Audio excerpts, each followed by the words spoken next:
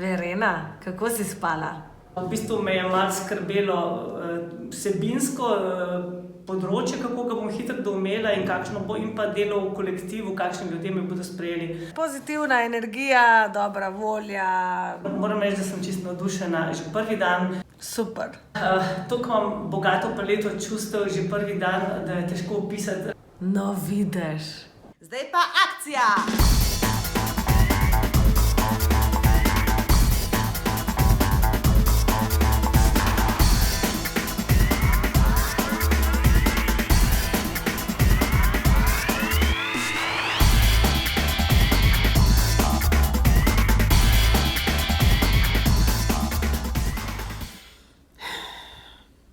Zmatrana.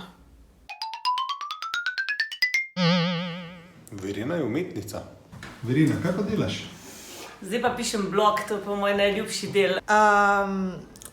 Veliko govori, zelo veliko. Ampak, ker sva govorila o moji priljubljeni temi, poeziji, je bilo to tak užitek, da ko si enkrat odprl fontano, ni prenehalo teči in se je kar vrelo iz mene. Kar je mogoče malo slaba lastnost, glede na to, da smo v pisarni že štirje, ko ful veliko govorimo, tako da skupaj pride ena norija.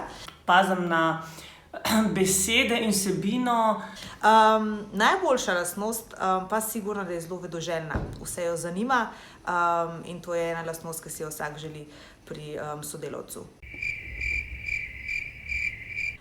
Verena je k nam prinesla en nov pogled na naše delo. Sem dobila kar inspiracijo, da povem na en tak, že skoraj malo umetniški način, slavospev današnjemu prvemu dnevu. Jaz sem pa ta teden Vereno naučila, ker se prodaje tiče, da je treba biti vztrajen in da če želimo dobiti en odgovor, da moramo vztrajati do konca. In rind. Ta teden, ki sem ga preživela v podjetju Language so me najbolj navdušile 3 stvari. Prvič, njihov super učinkovit kadrovski postopek izbora svojih language-sitterjev. Kot drugo bi poudarila, da me je navdušilo potem, ko nekdo postane language-sitter, kako kolektiv z njim komunicira, stalno, učinkovito, sprotno, zares dodelan sistem. Kot tretje me je pa navdušilo to, da imajo v kolektivu uvedeno stalne growth meetinge. To pomeni srečevanje znotraj kolektiva, kjer lahko vsakič posvečeno drugi temi, in to, da ima možnost vsak od zaposlenih sam predlagati temo, ki se mu trenutno zdi aktualna za poslovno ali osebnostno rast. Dejana, naslednji teden greš pa ti na ministrstvo za šolstvo, a ne? Se veseliš? Zelo. Verena me je zdaj kar fajn upeljala, me razložila strukturo ministrstva, kaj kje delam, kaj lahko doprinesem,